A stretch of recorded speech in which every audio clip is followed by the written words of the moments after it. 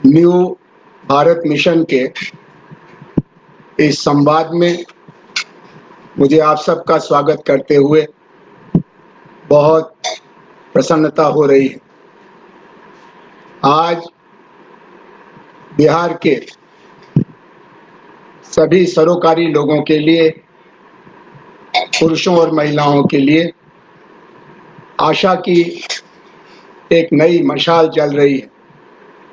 25 जून 2020 को कोरोना महामारी के आतंक के बावजूद पटना में न्यू भारत मिशन का एक संवाद के जरिए शुभारंभ हुआ, जिसमें बिहार की 3 पीढ़ियों के समर्पित नागरिकों ने, स्त्री पुरुषों ने, गांव शहर के लोगों ने, शिक्षकों, विद्यार्थियों ने, गृहस्थों और किसानों ने मिल करके पूरे बिहार के नवनिर्माण का एक आह्वान किया है। मुझे इस बात की बहुत खुशी है कि बिहार आंदोलन के एक पुराने कार्यकर्ता के नाते मैं इसका सहभागी बन रहा हूं। मुझे इस बात का बहुत संतोष है कि 1974 में जिस भावना के साथ लोकनायक जयप्रकाश नारायण ने आज से आधी शताब्दी पहले हम सबको एक राह दिखाई थी, अहिंसक, रचनात्मक, प्रतिपक्ष और प्रतिरोध के जरिए एक राजनीतिक विकल्प बनाने का, जो गांव से शुरू होगा और देश तक को समेटेगा, उस राह पर चलने वाले भी बहुत से लोग इस कार्यक्रम में, इस न्यू भारत मिशन के बुनियाद में अपना योगदान दे रहे हैं। लेकिन उससे ज्यादा खुशी की बात यह है कि उस बिहार में जिसकी लगभग 1/3 आबादी, 60% से ज्यादा 25 बरस से कम आयु के हैं, उस उम्र के बहुत सारे लोग, 18 से 30 के बीच के बहुत सारी युवक युवतियां न्यू भारत मिशन की बुनियाद का हिस्सा है। क्योंकि जिस काम में नई पीढ़ी जुड़ेगी वो दीर्घजीवी होगा, उसमें आदर्शवाद की मात्रा ज्यादा होगी और उसमें आशा, संकल्प के साथ साथ श्रम और संघर्ष की क्षमता भी ज्यादा होगी।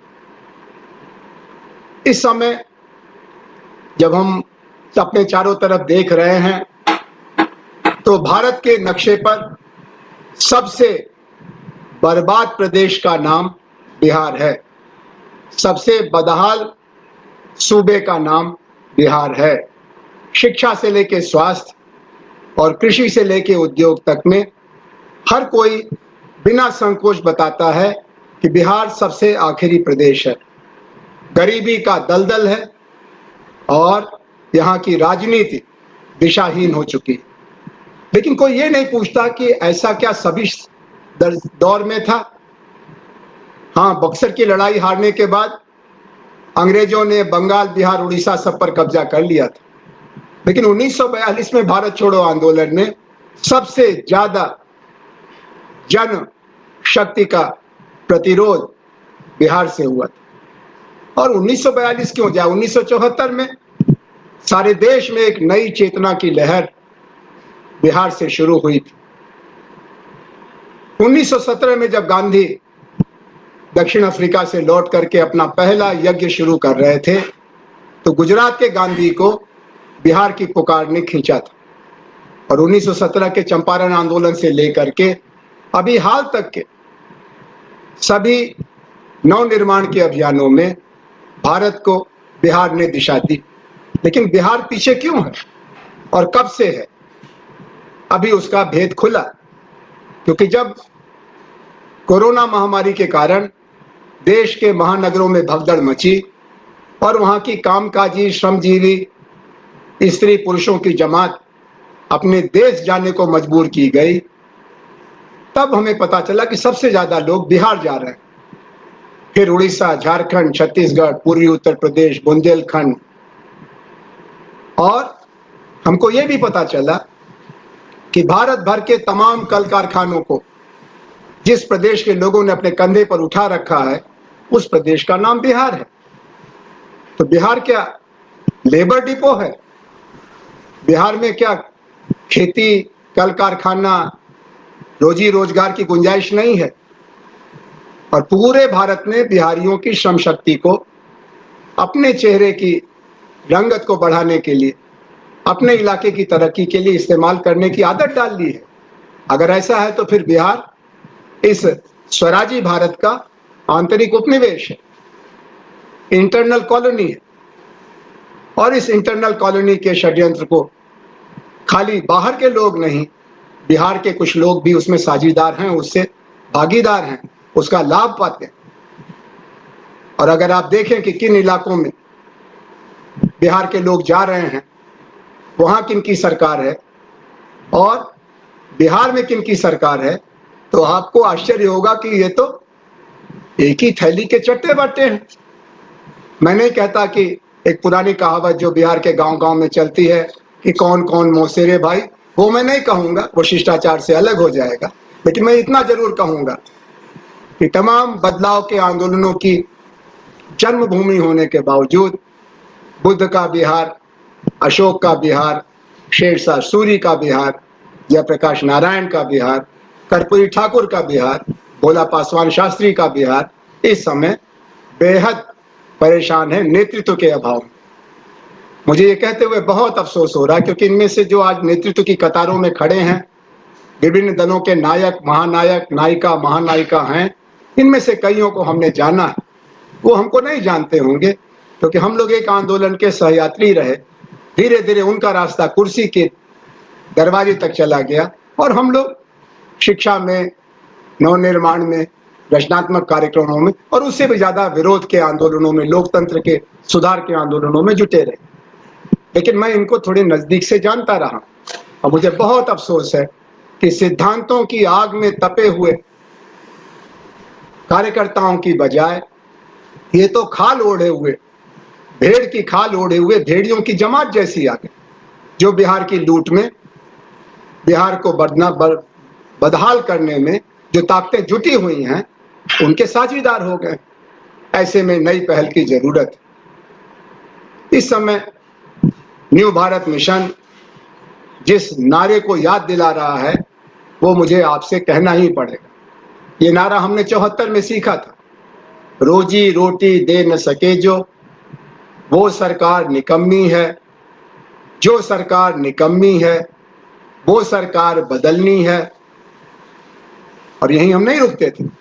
लोकनायक जयप्रकाश नारायण ने हमको सिखाया था, सरकार निकम्मी है लेकिन ये देश हमारा अपना है, इसकी तस्वीर बदलने को लाखों आंखों में सपना है, इसकी तस्वीर बदलने को लाखों आंखों में सपना है। उन्हीं लाखों आंखों के साथ जुड़े हुए न्यू भारत मिशन ने हमको, आपको एक दिशा देने का संकल्प किया, जिससे शिक्षा में, स्वास्थ्य में, रोजी रोजगार में, खेती और कारखाने में, प्रशासन और प्रबंधन में बिहार जहां फंसा हुआ है, वहां से हम इसको बाहर निकालें, आगे ले चलें। अगर बाकी भारत आगे बढ़ रहा है और बिहार पिछड़ रहा है, तो इस रहस्य को समझें। और इसको समझने के लिए जरूरत है एक नई राजनीति की। लोग कहते हैं कि लोकतंत्र में सत्ता पक्ष जब नाकारा हो जाए तो विपक्ष को मौका देना चाहिए। हम तो पक्ष विपक्ष का भेद ही भूल गए। जैसे सत्ता पक्ष वैसा सत्ता विपक्ष, बदलने से और बदनसीबी बढ़ी है। मुझे आपसे इसीलिए इस समय नई राजनीतिक पहल के लिए, नई राजनीतिक संस्कृति की तरफ मुड़ने की जरूरत को ध्यान में लाने का आह्वान करना है। इसका मतलब ये होगा, जो राष्ट्रीय आंदोलन में भी था, उस समय भी एक राष्ट्रीय सदन होता था, सेंट्रल लेजिस्लेटिव काउंसिल, एक सूबाई सदन होता था, प्रोविंशियल लेजिस्लेटिव काउंसिल, फिर जिला परिषद होती थी, भारतीय राष्ट्रीय आंदोलन के महानायकों ने अपनी राजनीति की शुरुआत जिला परिषदों से की। सुभाष बाबू कलकत्ता कॉरपोरेशन के चीफ एडमिनिस्ट्रेटिव ऑफिसर थे और CR दास नगर के मुखिया थे। जवाहरलाल नेहरू इलाहाबाद म्युनिसिपैलिटी के प्रमुख थे। गांधी जी और जयप्रकाश नारायण तो जिला पंचायत के भी कभी सदस्य नहीं बने। इसलिए ये जो चुनाववाद और संसदवाद का नया रोग फैला, राजनीति मतलब जो चुनाव लड़े और चुनाव मतलब जो चुनाव जीते। पहले चुनाव लड़ने के जरिए विभिन्न आंदोलनों के लोग अपने विचारों का प्रचार करते थे, अपने सिद्धांतों को जनता से जोड़ते थे, जन संगठनों में प्राण लाते थे और इसीलिए जीतने वाले से भी ज्यादा हारने वाले की प्रतिष्ठा होती थी, क्योंकि हारने वाला किसी सिद्धांत से जुड़ा स्त्री या पुरुष होता था और चुनाव हो या न हो वो उससे जुड़े कार्यक्रमों को आगे बढ़ाता था। अभी चुनाव एक धंधा हो गया। मुझे ये कहते हुए कोई संकोच नहीं है कि विभिन्न विद्वानों ने बताया है कि धीरे धीरे हमारे चुनाव में दो प्रदूषण के तत्व आ गए। जैसे गंगा में प्रदूषण के कई कारण हैं, हमारे चुनाव में दो प्रदूषण आ गए। एक तो ये काला धन आ गया कि चंदा हमसे नहीं लेते बल्कि चुनाव के मौके में हम ही को खिलाते पिलाते, पैसा बांटते। ये पैसा कौन देता, ये कहां से आता और इसका नतीजा क्या निकलता? चुनाव में कोई जीते कोई हारे, लेकिन जनतंत्र हार रहा है और धनतंत्र जीत रहा है। जितने में पहले लोकसभा का चुनाव आचार्य कृपलानी जीत के मुजफ्फरपुर से गए थे, उतने में तो मुखिया का चुनाव जीतना भी मुश्किल हो गया। इतना ज्यादा काला धन चारों तरफ फैल गया, जैसे दिल्ली में गंदी हवा फैली हुई, प्रदूषण। दूसरा, राजनीति का अपराधीकरण। मैं आपसे ये जरूर कहूंगा भारत के समाजशास्त्र के विद्यार्थी के नाते कि राजनीति के अपराधीकरण का अकेला दोष बिहार में नहीं है, इससे ज्यादा दक्षिण के कई राज्यों में है। लेकिन बिहार में भी राजनीति के अपराधीकरण की होड़ लगी हुई। जो बड़ा अपराधी उसकी बड़ी मांग, उसकी दबंगई के आगे नेता का सलाम, और ये हर दल में हुआ, पहले ऐसा नहीं था। तो अगर ऐसा हो गया है तो समझदार किसान की तरह से जब हमारे खेत की फसल में कीड़े लग जाएं तो उस सारी फसल को खाद बनाना बेहतर, उसमें से कुछ चुन करके रोटी खाना अपने को बीमार बनाना। बिहार की राजनीति को इन दो प्रदूषक तत्वों से दूर करने के लिए, यानी काले धन की राजनीति, धन बल की राजनीति, धन शक्ति से चुनाव जीतने की राजनीति और राजनीति का अपराधीकरण, जो जितना बड़ा गुंडा, जो जितना असामाजिक, जो जितना सिद्धांतहीन, जो जितना बड़ा अपराधी, उसकी उतनी पूछ। चुनाव लड़ना है, लोकसभा लड़ जाओ, अपनी पत्नी को विधानसभा लड़ा दो, अपने भतीजे को बगल का टिकट दे दो, अपने बहनोई को बगल वाली सीट पहुंचा दो, क्योंकि तुम्हारे पास पैसा है और तुम्हारे पास गुंडे हैं। ये लोकतंत्र का सारांश है। इसमें से क्या निकलेगा? जो बोया पेड़ बबूल का, तो आम कहां से होए? हम लगातार बबूल की खेती करते जा रहे हैं और हर चुनाव के बाद हमारे पांव में ज्यादा कांटे गड़ते जा रहे हैं। इसलिए न्यू भारत मिशन का जो आह्वान है, ये कभी जनता पार्टी का आह्वान 1977 में था। दुर्भाग्य से जनता पार्टी बिखर गई। फिर विश्वनाथ प्रताप जी के जमाने में यही आशा जनता दल से की गई, वो आशा भी निराशा में बदल गई। जनता की एकता पर बना आंदोलन जनता में विभाजन का कारण बन गया। अभी हाल में अन्ना आंदोलन के समय, जिसमें हम और आप भी कुछ कार्यकर्ता थे, यही आशा आम आदमी पार्टी से थी। अब वो एक छोटे से राज्य की 2 करोड़ के सूबे की सरकारी पार्टी बनकर के रह गई है और जितने दल हैं उनमें एक तीसरी बीमारी भी फैली हुई है, परिवारवाद। कोई विधान नहीं, कोई सिद्धांत नहीं, कुल एक निशाना, हमको कुर्सी मिले और जब हमसे हटे तो हमारे रिश्तेदारों तक चली जाए। और ये बीमारी हरियाणा से लेकर तेलंगाना तक है। तो हरियाणा और तेलंगाना तो कई कारणों से इस बीमारी के बावजूद जिंदा हैं, लेकिन बिहार का आर्थिक आधार इतना बिखरा हुआ है और भारतीय राजनीतिक व्यवस्था में, भारतीय अर्थतंत्र में बिहार को जो अंदरूनी उपनिवेश बना दिया गया, इंटरनल कॉलोनी बना दिया गया, यहाँ की राजनीति अगर निर्मल नहीं हुई तो बाकी सब बेकार हो जाएगा। जैसे दूध अच्छा से अच्छी गाय का हो, लेकिन अगर बर्तन खराब है तो दूध फट जाएगा। माँ उसका कोई उपाय नहीं कर सकती है, या तो बर्तन बदले या बर्तन धोए।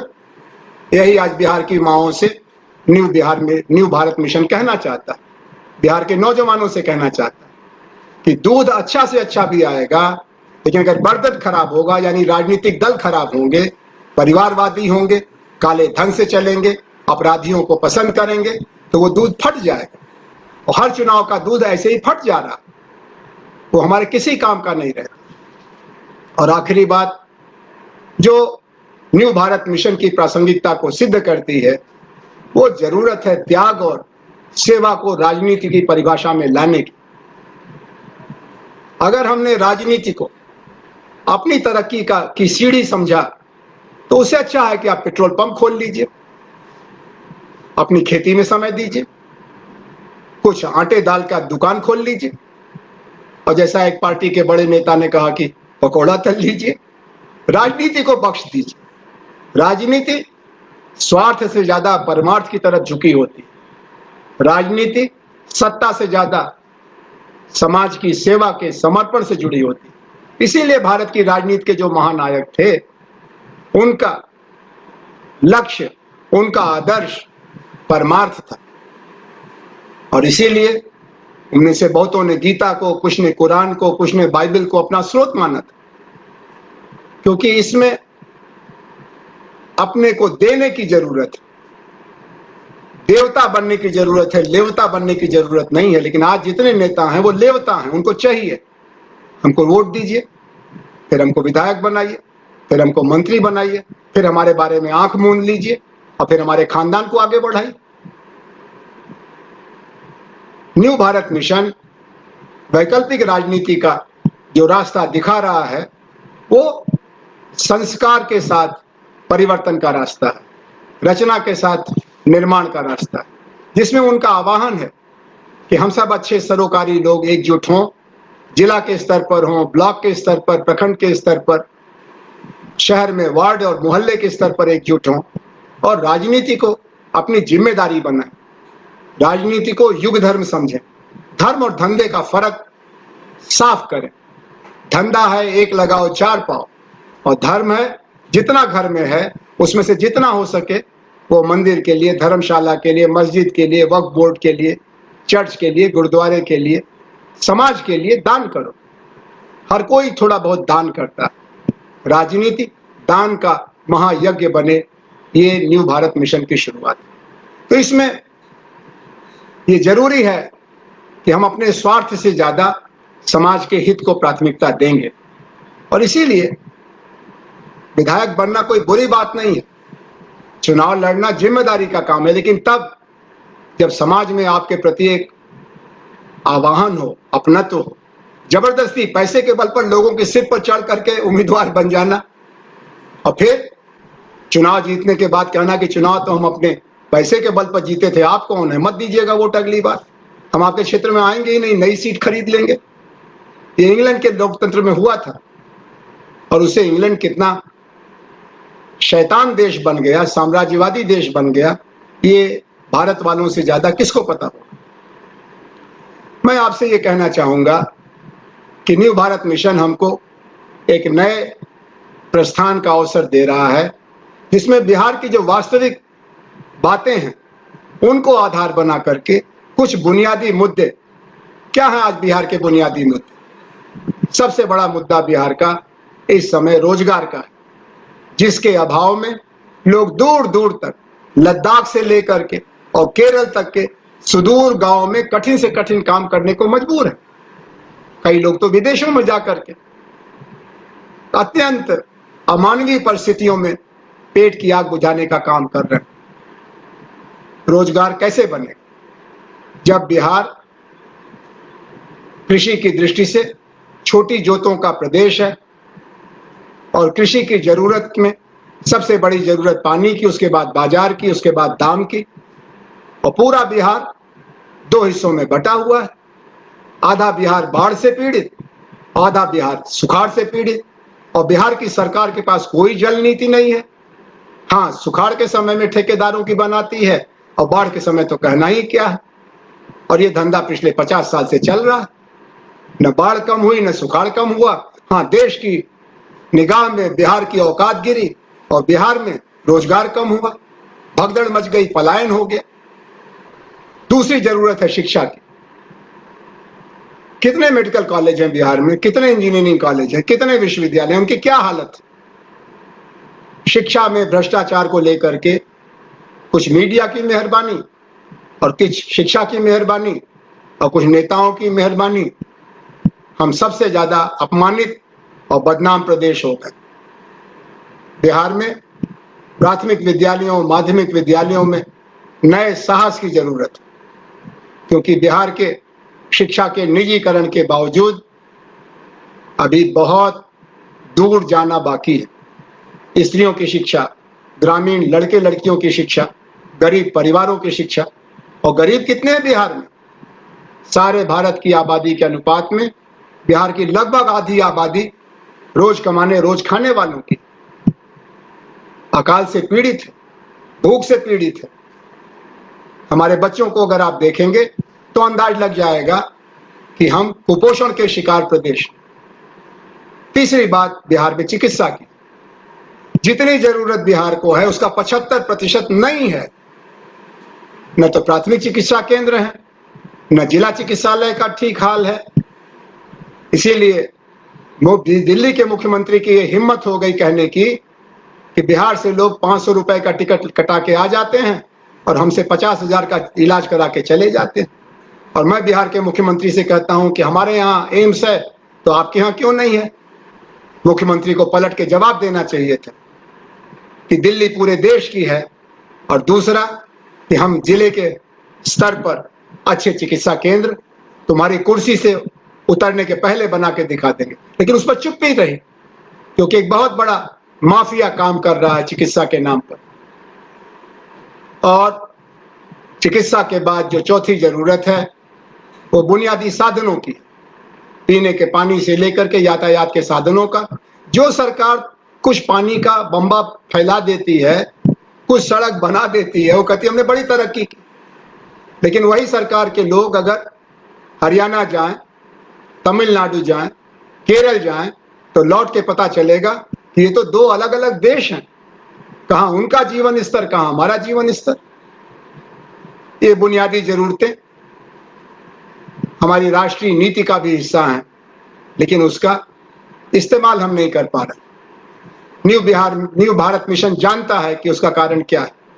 उसका कारण है दफ्तर में बैठी हुई नौकरशाही के अंदर भ्रष्टाचार की बीमारी से पीड़ित लोग, मंत्रालयों में बैठे लोगों में भ्रष्टाचार की आदत से लाचार लोग, भ्रष्टाचार। इसीलिए 1.25 लाख करोड़ का ऐलान किया था पिछले चुनाव के मौके पर भारत के मौजूदा प्रधानमंत्री जी ने। उनके सौभाग्य से बिहार की सरकार अब उन्हीं के समर्थकों की सरकार भी बन गई। तो वो 1.25 लाख करोड़ बीच में गुम तो होना नहीं चाहिए था।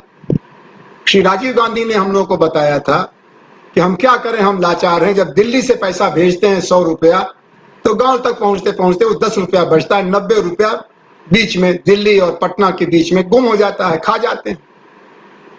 और ये गलत नहीं कहा था उन्होंने। तो क्या ये जो 1.25 लाख करोड़ श्री नरेंद्र मोदी ने ऐलान किया, टेलीविजन पर बार बार सुनाया और दिखाया, वो बीच में गुम हो गया? कोई तो जवाब देगा, कोई तो जिम्मेदार होगा। मैं आपसे इस मौके पर यही कहूंगा कि इसकी शुरुआत में प्रधानमंत्री या मुख्यमंत्री की आलोचना करना ज्यादा आसान है, अपने को एक नए परिवर्तन का वाहक बनाना बहुत कठिन।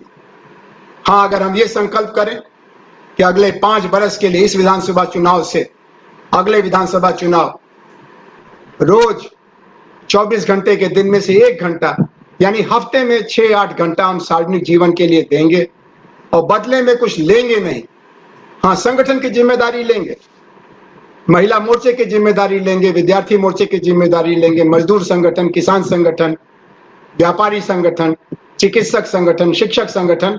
लेकिन चुनाव जब लड़ने का मौका आएगा तो जो ज्यादा समर्पित होंगे, जो ज्यादा समय दे सकेंगे, जिनके पास ज्यादा क्षमता होगी, ज्ञान और अनुभव का प्रकाश होगा, उसके पक्ष में हम खड़े होंगे।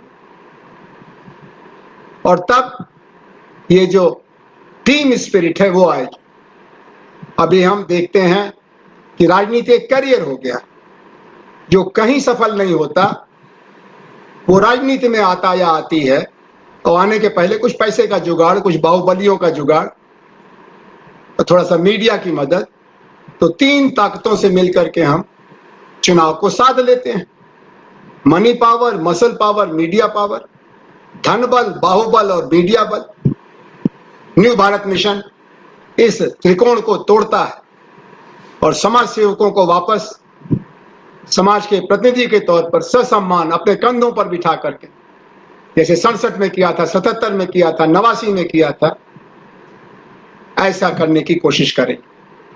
लेकिन 77, 67 और 89 में जो भूल हो गई थी कि हमने इनको अपनी लगाम में नहीं रखा था, इनको खुला छोड़ दिया था। तो घुड़सवार जानता है कि घोड़ा सबसे पहले लगाम ढीली होने पर क्या करता है, वो घुड़सवार को ही पटक देता है और फिर इधर उधर छलांगे लगाता है, खेत चढ़ जाता है। ऐसा ही 67 में, 77 में, 89 में हुआ। इस बार ऐसा नहीं होना चाहिए। इसलिए एक निगरानी समिति की भी जरूरत न्यू भारत मिशन मानता है। ये निगरानी समिति न्यू भारत मिशन की चुनाव संचालन समिति, जिला परिषद, राज्य समिति, अनुशासन समिति रहेगी। मुझे लगता है कि ये बहुत कठिन काम नहीं है। इसी रास्ते पर चलते चलते 1924 से 1952 के बीच में हमने स्वराज हासिल किया था। एक से एक त्यागी, डॉक्टर राजेंद्र प्रसाद से शुरू करके डॉक्टर श्री कृष्ण सिंह से लेकर के, और जो नाम हमने आपको गिनाए, विभिन्न जातियों, विभिन्न जमातों, विभिन्न हिस्सों के, बिहार के तीनों खंड, मिथिला, मगध और भोजपुर के, बिहार के हर जिले से एक नवरत्न हमारे सांसद और विधायक बन के गए। खाली यहीं के लोग नहीं, देश के नवरत्नों को भी हमने बिहार से अपना प्रतिनिधि चुनने का गौरव हासिल किया। बिहार अकेला सूबा है जिससे महाराष्ट्र से, गुजरात से, उत्तर प्रदेश से लोग आए, वो देशभक्त थे, समाज सेवी थे, तो उनको हमने अपनी तरफ से देश की सर्वोच्च पंचायत में भेजने का कौशल दिखाया। आज सब कुछ उलट गया, सब कुछ बिखर गया। इसमें सबसे जरूरत है स्थानीय संगठन की। राज्य कमेटी शानदार लोगों की बने, इसमें तो कोई बहस नहीं है, लेकिन स्थानीय कमेटी उनसे भी बेहतर लोगों की होनी चाहिए, और वो बनाने का काम न्यू भारत मिशन कर रहा है। मुझे बताया गया कि 38 जिलों में से 24 जिलों में तो समर्थ लोग एकजुट हो चुके हैं। बाकी 14 जिलों में अच्छे लोग हैं, उनकी टीम बन रही है, और अभी 12 हफ्ते का समय है, तब तक बहुत कुछ आगे बढ़ेगा। हमको ये भी बताया गया कि जो विधानसभा की जगह हैं उनमें भी कम से कम 1/3 जगहों पर प्रभावशाली तरीके से हस्तक्षेप करने का काम लगभग पूरा हो चुका है। कि कोरोना वायरस का समय, लेकिन आज के दिन भी मुझे बताया गया कि गया में और कुछ और जगहों पर सार्वजनिक कार्यक्रमों के लिए लोग निकले हुए हैं, घूम रहे हैं जान हथेली पर लेकर। मुझे इससे बहुत आशा बनती, आपको भी बननी चाहिए, लेकिन आपका इसमें योगदान नहीं होगा तो ये यज्ञ, ये काम, ये मुहिम अधूरी रह जाएगी। हम क्या कर सकते हैं इसमें?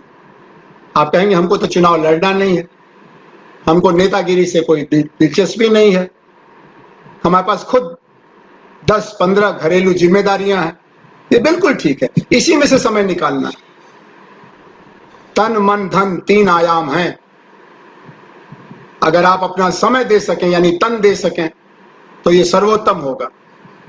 क्योंकि देश में और दुनिया में ये जानकारी सबको है कि समाज में खराबियों का बोलबाला इसलिए नहीं होता कि समाज खराब है या समाज में बदमाशों का बहुमत है। ये इसलिए होता है कि अच्छे लोगों का बहुमत होने के बावजूद वो चुप रहते हैं, वो एकजुट नहीं रहते। चोरों का गिरोह बड़ा संगठित होता है क्योंकि उनको कुछ हासिल करना है। समझदार लोगों का गिरोह बन ही नहीं पाता। दो लोग होते हैं तो उनकी तीन राय होती है। जो जितना जानकार उसकी राय उतनी अस्थिर, उसकी प्रतिबद्धता उतनी कमजोर, और उसमें सबसे ज्यादा निशाने पर राजनीति होती। सोचिए अगर राजनीति नहीं होती तो हम आजाद हो पाते? अभी भी हम अंग्रेजों के जूते के नीचे तड़प रहे होते। अभी भी चंपारण से लेकर के और हिसार तक तरह तरह के गलत प्रबंधनों का बोलबाला होता। लेकिन ये राजनीति थी जिसने हमको बोलने का अधिकार दिया, सोचने का अधिकार दिया, वोट का अधिकार दिया, चुनाव करके सत्ता बदलने का अधिकार दिया। तो राजनीति ऐसी दुर्गंध की चीज नहीं। हाँ, आज जा राजनीति का पर कब्जा, जैसे मंदिर में कब्जा हो जाए गुंडों का, असामाजिक तत्वों का, तो लोग मंदिर जाना बंद कर देंगे। तो जिनकी जगह मधुशाला में थी, शराब खाने में थी, उनकी जगह आज विधानमंडलों में हो गई। इसलिए लोग उधर देखना पसंद नहीं करते। लेकिन इसको तो ठीक हम ही करेंगे ना। घर में कूड़ा अगर आ गया बाहर की आंधी से, तो घर छोड़ के आप चले जाएंगे या घर को साफ करेंगे? घर को साफ करेंगे। और ये आंधी तूफान का समय है, मुझे ज्यादा उदाहरण देने की जरूरत नहीं। मैं समझता हूं कि मैंने आपका करीब आधा समय लिया, 30 मिनट से मैं बोल रहा हूं। मुझे बात समेटनी चाहिए और आपको निमंत्रण देना चाहिए कि इस समय हमारे मित्रों में से श्री गगन गौरव ने मुझे जानकारी दी। वो जानकारी मैं आपको भी देना चाहूंगा कि अब तक प्रयास करके इन लोगों ने 25 जून के बाद एक अध्यक्ष मंडल बनाया है। डॉक्टर सुमन लाल जी उसकी वरिष्ठ सदस्य हैं, श्री पंकज जी हैं, भाई किशोरी दास जी जैसा समर्पित समाज सेवक है। इसके उपाध्यक्ष श्री गगन गौरव जैसे युवा शक्ति के प्रतीक, सुशिक्षित और शिक्षा में समर्पित समाज सेवक हैं। इसकी नीति अनुशासन समिति में भाई शशि भूषण जैसा भारत प्रसिद्ध समाज वैज्ञानिक है, श्री बसंत चौधरी जैसा बहुत ही आदर्शवादी विधिवेत्ता हैं, मुझे भी इन्होंने उसमें शामिल करने की कृपा की है। जिन सक्रिय साथियों को मैं जानता हूं उसमें से भाई अशोक प्रियदर्शी, छात्र युवा संघर्ष वाहिनी के जमाने का एक नायक, युवा मित्र नीरज, भाई प्रकाश जी, बहन कनक जी, रंजीत भाई, अशोक यादव जी, अमरजीत जी। हर जिले में आपको इसी तरह की प्रतिभा और कौशल और क्षमता वाले लोग मिलेंगे। आप इनसे संपर्क करें। इनकी अपनी नई टेक्नोलॉजी की क्षमता है। आप देखिए इसी कार्यक्रम को उन्होंने एक सर्वव्यापी माध्यम, जो 21वीं शताब्दी की टेक्नोलॉजी है, इससे हम और आप दूर दूर हैं, पास पास होते तो और अच्छा रहता। लेकिन दूर दूर होने के बावजूद संवाद हो रहा है, एक दूसरे को देख रहे हैं, सुन रहे हैं, बात कर रहे हैं। ये नई राजनीति की नई टेक्नोलॉजी है और इस नई टेक्नोलॉजी की तरह से ही एक नया अभियान है। मुझे इस नएपन का बड़ा आकर्षण है। आप भी इसको नजदीक से देखें और अपनी पसंद की एक कोशिश मान करके इसके साथ जुड़ें। अगले 3 महीने में अगर आपने 3 हफ्ते का समय भी दिया, थोड़ा तन दिया, थोड़ा मन दिया, थोड़ा धन दिया, तो आप देखेंगे कि कम पैसे से, छोटे चंदे से चुनाव लड़ने का काम वापस हम सीख जाएंगे। धन बल की जरूरत नहीं होगी, समाज सेवियों की जरूरत हो। अगर आपने चुनाव के समय में अपने चुनाव बूथ की जिम्मेदारी लेने का काम किया, तो ये जो एजेंट को पैसा देने का एक धंधा बन गया और बाहुबलियों के दबंगों का एक ताना बाना बन गया, वो भी टूटेगा। अगर अच्छे लोग होंगे तो फिर असामाजिक तत्व तो गली छोड़ के निकल जाते हैं कि ना ना ना, उधर नहीं जाना, उधर दूसरे लोग खड़े। जो काम पुलिस नहीं कर सकती है वो सिद्धांतवादी नागरिक शक्ति कर सकती है। और इसी लोक शक्ति पर तो सबका भरोसा था। गांधी का भरोसा था, जयप्रकाश का भरोसा था, हमारा आपका भरोसा।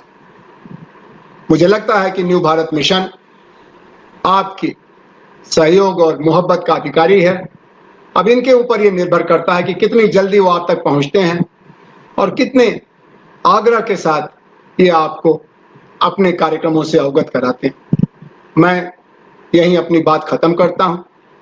और अगर संभव हो तो मैं चाहूंगा कि न्यू भारत मिशन के जो मूलाधार लोग हैं उनमें से अगर कुछ इस कार्यक्रम में जुड़े हों तो वो अपनी बात रखें। और इसके लिए मैं सबसे पहले भाई गगन गौरव जी का आह्वान करता हूं कि वो इस संवाद में अपनी तरफ से कुछ बातें रखें। भाई गगन गौरव जी।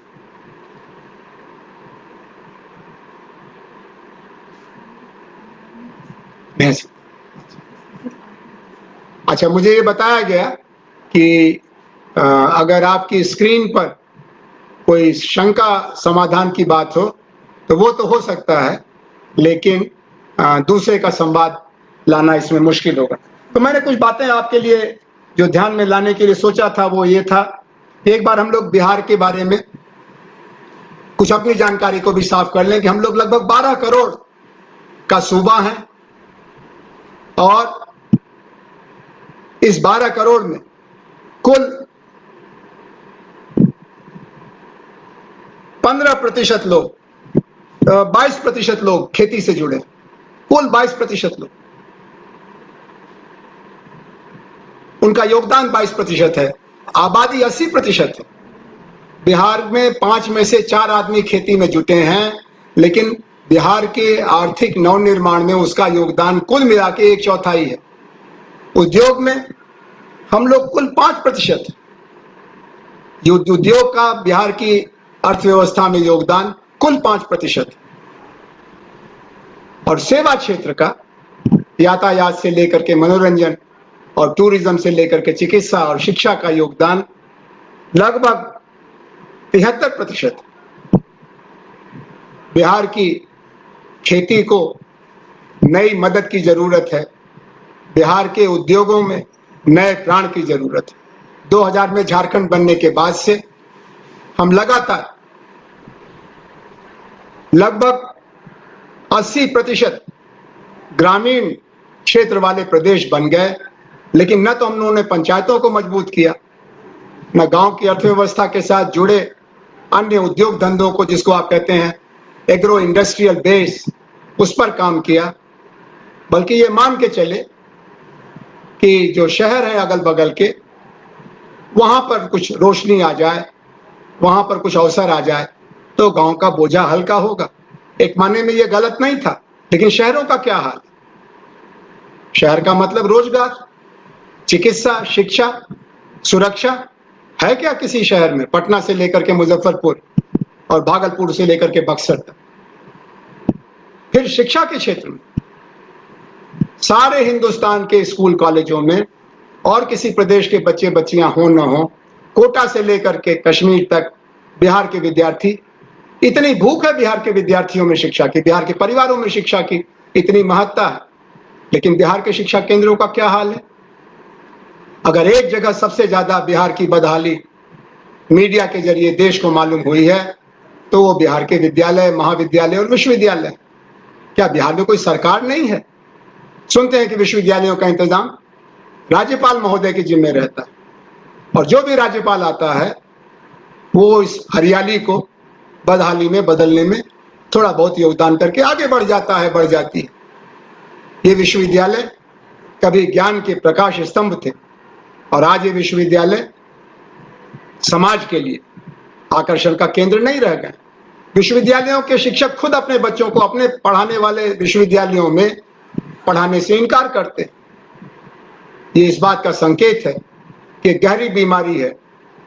किसी समाज को बर्बाद करना हो तो उसके बाजार में बाद में आग लगाइए, पहले आप उसके विश्वविद्यालयों को तहस नहस कर दिए। इसीलिए तो बख्तियार खिलजी ने नालंदा पर हमला किया था और 6 महीने तक विश्वविद्यालय चलता रहा, और आज सारी दुनिया की पूंजी लगा के हम उस नालंदा को पुनर्प्राणवान बनाना चाहते हैं, नहीं कर पा रहे हैं।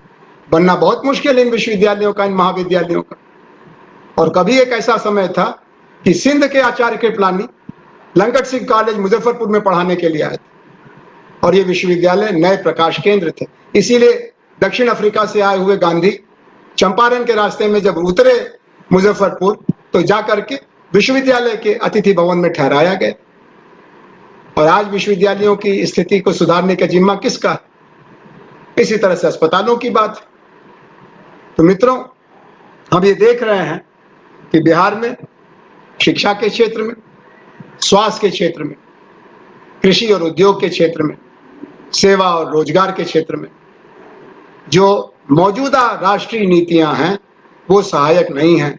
इसको बिहार से ही सुधारना पड़ेगा। दिल्ली की मदद से आप बिहार को सुधारने का सपना छोड़ दीजिए, क्योंकि दिल्ली ने बिहार को अपना उपनिवेश बना रखा है, लेबर सप्लायर, श्रम शक्ति का एक स्रोत, और उसका इस्तेमाल फिर दूसरे सूबों की तरक्की के लिए होता है।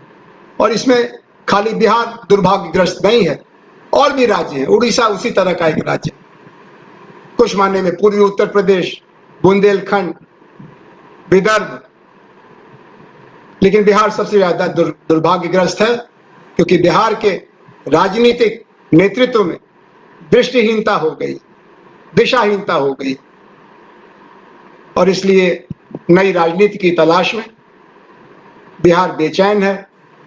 बिहार का मध्यम वर्ग मैदान छोड़ रहा है। न्यू भारत मिशन उस लड़ाई को फिर से आपके हाथ में सौंपना चाहता है, उसकी लगाम आपके हाथ में देना चाहता है। बिहार को बिहारियों के नवनिर्माण के संकल्प के साथ पुनर्जीवन मिलने का अधिकार है, और इस काम को करने के लिए आहिस्ता आहिस्ता छोटी गोष्ठियों से शुरू करके काम का बंटवारा करना पड़ेगा, कुछ जिम्मेदारियां लेनी पड़ेगी। जैसे घर में कोई बीमार हो जाए और डॉक्टर कहे कि खून देने वालों की जरूरत है, तो आप क्या करते हैं? पड़ोस से खोजते हैं या खुद कहते हैं अपनी बांह बढ़ा करके कि मेरी माँ बीमार है और आपने कहा कि 15 लीटर खून चाहिए, तो लीजिए, मैं खड़ा हूं, मेरे साथ मेरी बहन है, मेरा भाई है, मेरे दोस्त मित्र हैं। तत्काल आप अपने को समर्पित करते हैं। आज बिहार को नए खून की जरूरत है। बिहार की राजनीति आईसीयू में भर्ती है। डॉक्टर जवाब देने के किनारे आ गए। वो कहते हैं कि जब तक नया खून नहीं आएगा, जब तक नई ऊर्जा नहीं आएगी, बिहार अपने पांव पर खड़ा नहीं हो सकता। राजनीति का अपराधीकरण नहीं रुक सकता। चुनाव में जनतंत्र के ऊपर धनतंत्र की सवारी नहीं हट सकती। तो फिर कहां से शुरू करें? आज अपने घर से शुरू करें, अपने मित्रों से चर्चा करें और सोचिए कि न्यू भारत मिशन के लिए हम क्या कर सकते हैं। कुछ लोग स्थानीय स्तर की समस्याओं का विश्लेषण करके उसका समाधान बता सकते हैं। पानी की समस्या, सफाई की समस्या, सुरक्षा की समस्या, बंद कारखानों की समस्या, सड़ रहे स्कूलों की समस्या, भ्रष्टाचार से बीमार अस्पतालों की समस्या। और कुछ लोग निगरानी समितियों के जरिए, पीआईएल के जरिए कुछ चीजों को सामने ला सकते हैं। जिनके पास कलम की ताकत है, वो सोशल मीडिया से लेकर के स्थानीय पत्र पत्रिकाओं में एक समीक्षा का, आत्मावलोकन का माहौल बना सकते हैं। और जो अपने हाथ पैर से सक्षम है, वो अपने जिले के दूरस्थ प्रखंडों में, गांवों में जा सकते हैं। वहां कमेटियां बनाने में न्यू भारत मिशन की मदद कर सकते हैं। और जो लोग कमेटियों के सदस्य बनते हैं, वो उन कमेटियों में जीवंतता रहे, हफ्ते में 1 बार 2 बार मिले, क्योंकि समय कम है, 12-14 हफ्ते का समय है। एक माने में अच्छा भी है कि ज्यादा लंबा नहीं है। तो अगर चुनाव को ध्यान में रख करके नई नीतियों के बारे में एक प्रादेशिक सहमति का वातावरण बनाया जाए, तो बिहार पुनः 2020 अक्टूबर के बाद एक नए सूरज का स्वागत करने को तैयार रहे। आपने देखा कि बिहार को तोड़ने से तो समाधान हुआ नहीं। हम भी समर्थक थे छोटे राज्यों के, लेकिन झारखंड बिहार से अलग होकर के ज्यादा बदनसीब हो गया या खुशनसीब हो गया, अब ये झारखंड वालों से पूछिए। इसलिए जो मिथिलांचल के आंदोलन से जुड़े लोग हैं, जो मधेश और नेपाल की सरहदों के बिहारी जिलों को जोड़ करके कुछ और बनाने का सपना देखते होंगे, जो भोजपुरी प्रदेश आंदोलन से जुड़े लोग होंगे, उनसे भी मैं कहना चाहूंगा कि ये टूटने का समय नहीं है, एकजुट होने का समय। असल में तो बिहार और पूरे भारत को एकजुट करने का समय। इसीलिए इसके नाम से बहुत खुशी और सुगंध आती है। प्रादेशिकता और क्षेत्रीयता के माहौल में बिहार के सुधी जनों ने, सरोकारी नागरिकों ने जो नए मंच को शुरू करने का संकल्प किया, उसका नाम रखा है new Bharat mission. New Bihar mission भी आप कह सकते थे, जैसे तेलुगु देशम बना था। लेकिन तेलुगु देशम बनने का नतीजा क्या निकला कि आंध्र ही टूट गया, तेलंगाना उसके पेट में से निकल आया। आपने नहीं तोड़ने का संकल्प किया, ये बधाई की बात। मैं अपनी बात समेटते हुए आपको याद दिलाना चाहता हूं कि जब बक्सर की लड़ाई हुई थी तो दूर फरलांग 2 फरलांग दूर पर खेत में किसान हल चला रहे थे और उन्होंने बक्सर की लड़ाई में दिलचस्पी नहीं ली थी और पूरा बिहार, बंगाल, उड़ीसा अंग्रेजों के हाथ में चला गया। जब आजादी की लड़ाई थी तो लड़ाई खत्म होने के ठीक पहले सन 42 से जेल से निकले और भारत पाकिस्तान के झगड़े में फंस गए, हिंदू मुसलमान के झगड़े में फंस गए। ऐसे ही 1974 की लड़ाई में शामिल हुए, लेकिन लड़ाई खत्म होने के बाद आपातकाल को खत्म करने का संकट इतना भयंकर था कि हमने लोकतंत्र के नवनिर्माण का संकल्प छोड़ करके जो पुराना ढांचा था उसी में नया खून डालने का काम किया। तो ढांचा तो नहीं बदला, जो नया खून गया वो पुराने खून से भी ज्यादा दुर्गंध करने लगा। और इसीलिए आज जेपी आंदोलन की विरासत के नाम पर लोग आपको नहीं, उन लोगों को याद करते हैं जिनके नाम भ्रष्टाचार के बड़े बड़े कीर्तिमान आ गए। तो इस बार जो नई करवट है, नई बेचैनी है, कोरोना वायरस से जो बिहार के श्रमजीवी युवा युवती न घर के रहे न घाट के रहे, पहले बड़ौदा से, बंगलोर से, दिल्ली से, गुड़गांव से गांव आए, 15 दिन गांव के सिवान पर छोड़ रखे गए और वहां रहने के कुछ दिनों बाद ही पता लगा कि वहां तो खाली भूख का संकट था, बीमारी का संकट था, यहाँ तो पारिवारिक एकता का भी संकट है। और वापस जा रहे हैं, वहां क्या मिलेगा कुछ मालूम नहीं। एक अंधकार से दूसरे अंधकार में जाने के लिए भी अभिशप्त हो गए। इस माहौल में हमें इसको बदलने का संकल्प मजबूत करना है और उसके लिए विकल्प चाहिए। समझदार किसान भी अपने बूढ़े बैल को बेचना तो चाहता है, छोड़ना तो चाहता है, लेकिन अगर बाजार में, मेले में नया बैल नहीं मिला काम का, दाम का, तो फिर वो लौट आता है। वो लंगड़े बैल से काम नहीं चलाएगा, वो बूढ़े बैल को ही जोतेगा। तो अगर हमने और आपने कुछ विकल्प निर्माण में न्यू भारत मिशन के साथ और न्यू भारत मिशन में सहमना संगठनों के साथ जो वैकल्पिक राजनीति की तरफ चलना चाहते हैं, ऐसे व्यक्तियों, छोटे बड़े समूहों के साथ हाथ मिलाया तो विकल्प भी बनेगा और एक बेहतर सवेरा भी हमारा इंतजार करेगा। रात घनेरी है, रात अंधेरी है, मददगार कोई नहीं है, न सरकारी पार्टी न विपक्षी पार्टियां, गठबंधन कई हैं, लेकिन सब एक ही थैली के छट्टे बट्टे हैं। ये मैं नहीं कह रहा हूं, बिहार के लोगों का अनुभव कह रहा है। ऐसे में स्थिरता तो है लेकिन निर्माण नहीं है, बिखराव है। स्थिरता तो है लेकिन दिशाहीनता है, नौकरशाही लोकशाही के ऊपर काबूज है। आइए न्यू भारत मिशन को एक अवसर दें हमसे आपसे परिचित होने का और कोशिश करें कि इस प्रयास में हम भी अपना योगदान दे करके इसे सार्थक विकल्प के रूप में लोगों के सामने प्रस्तुत करें और इस तरीके से करें कि लोग आश्वस्त हों। और उसका मतलब यही होगा कि हम खुद अपनी जिम्मेदारियां लें, खुद उम्मीदवार बनने के लिए नहीं, अच्छे लोगों को विधानसभा के चुनाव में उम्मीदवार बनाने का और उनके हम कार्यकर्ता बने। ये अगर भाव रहा और अपनी तरफ से साधन दें जिससे कि छोटे पैसे की राजनीति वापस आ सके। अगर हम पैसा नहीं देंगे तो पैसा तो चाहिए, तो कोई और पैसा देगा, जो पैसा देगा फिर वही गाना, जिसका दाना उसी का गाना। राजा का बाजा चारों तरफ मीडिया में बज रहा है। इसका कारण यही है कि आम लोगों ने अपने को उदासीन कर लिया। वो कहते कुछ फर्क नहीं पड़ता है, कितना करो कुछ होता नहीं है, और उनकी शिकायत गलत नहीं है। लेकिन अगर डॉक्टर गलत है तो उससे हम अपनी मां को मरने थोड़ी देंगे। हम डॉक्टर बदलेंगे, हम दवा बदलेंगे, हम अस्पताल बदलेंगे। और न्यू भारत मिशन एक नया डॉक्टर है, एक नया अस्पताल है, एक नई दवा है, ऐसा मेरा अपना अनुभव कहता है। मैं आपसे आग्रह करूंगा कि न्यू भारत मिशन से जुड़ें और न्यू भारत मिशन से कहूंगा कि आपसे जुड़ें। मुझे आशा है कि आज से 4 महीने बाद अक्टूबर की किसी शाम को हम फिर मिलेंगे और तब देखेंगे कि आज से लेकर के अगले 12 हफ्ते हमने क्या किया और उसका नतीजा क्या निकला।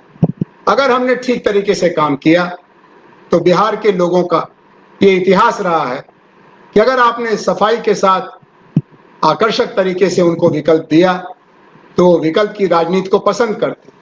परिवर्तन उनके मिजाज में है, लेकिन परिवर्तन बेहतरी के लिए, बदतरी के लिए नहीं। वो कई बार चले गए हैं, वो बहुत सतर्क हैं। उस सतर्कता का सम्मान करते हुए न्यू भारत मिशन ने जो नीति वक्तव्य 25 जून को जारी किया और जो तारीख उन्होंने चुनी 25 जून की, वो बहुत महत्व की है। और मैं यकीन करता हूं कि भारत का सबसे दुर्भाग्यग्रस्त बिहार अब आत्मनिर्भरता की तरफ बढ़ रहा है। स्वयं को ठीक करने के लिए अपनी ही शक्ति को एकत्रित कर रहा है। उसका एक संकेत 25 जून 2020 से मिला, वो फैल रहा है। अगले 12 हफ्ते में और फैलेगा, 38 जिलों तक जाएगा, हर विधानसभा क्षेत्र में धमक पैदा करेगा और हर वोटर के लिए एक विकल्प लाएगा। इसमें आपके सहयोग का उनको इंतजार है। मुझे आशा है कि अगर आप बिहार की मौजूदा परिस्थितियों से नाखुश हैं, इसकी शिक्षा व्यवस्था से, इसकी स्वास्थ्य व्यवस्था से, इसकी रोजगार व्यवस्था से, इसकी कानून व्यवस्था से, इसके शासन प्रबंधन से, तो परिवर्तन के पक्ष में खड़े होइए। और उसमें ज्यादा परेशानी उठाने के लिए हम नहीं कह रहे हैं, हम कह रहे हैं थोड़ा समय दीजिए, थोड़ा साधन दीजिए और स्वेच्छा से एक स्वयंसेवक की तरह से न्यू भारत मिशन के काम को अपना काम बनाइए। न्यू भारत मिशन के लोगों से मेरी आशा रहेगी कि अपने नीति वक्तव्य को राष्ट्रीय और प्रादेशिक समस्याओं से शुरू करके जिला और प्रखंड की समस्याओं तक ले जाएंगे और 38 जिलों के 38 अनुपूरक, कॉम्प्लीमेंट्री, सप्लीमेंट्री घोषणा पत्र निकालेंगे, क्योंकि चुनावों को अब जिले तक ले जाना है और जिले से विधानसभा तक ले जाना है और विधानसभा से पोलिंग बूथ तक ले जाना है। जितने बूथ हैं, हर बूथ पर 5 लोगों की कमेटी बनाना है और उस कमेटी को बनाने में स्त्री पुरुष का, युवा और बुजुर्गों का, गरीब और अमीर का सहयोग लेना। मैं समझता हूं कि काम बड़ा है लेकिन असंभव नहीं। ऐसा ही तो हम लोगों ने 77 में किया था। उम्मीदवार जेल में थे, नेता जेल में थे, साधन था नहीं, दफ्तर नहीं था, लेकिन लोगों में बदलाव की बेचैनी थी और लोगों ने कहा था कि हर कीमत पर हम इसके स्वयंसेवक बनेंगे। यही वीपी सिंह के समय में हुआ था। आज भी ऐसे ही माहौल में हम और आप खड़े हैं। आइए दिशाहीन बिहार को, बिहार की राजनीति को विकल्प दें, दिशा दें और अपने खुद के कर्तव्य को अपने प्रति और अपनी पीढ़ियों के प्रति पूरा करें। अगर हमने न्यू भारत मिशन के साथ सहयोग किया तो हम अपने परिवार के साथ सहयोग कर रहे हैं, अपने बच्चे बच्चियों के साथ सहयोग कर रहे हैं, अपने बुजुर्गों के साथ सहयोग कर रहे हैं। जय बिहार, जय हिंद।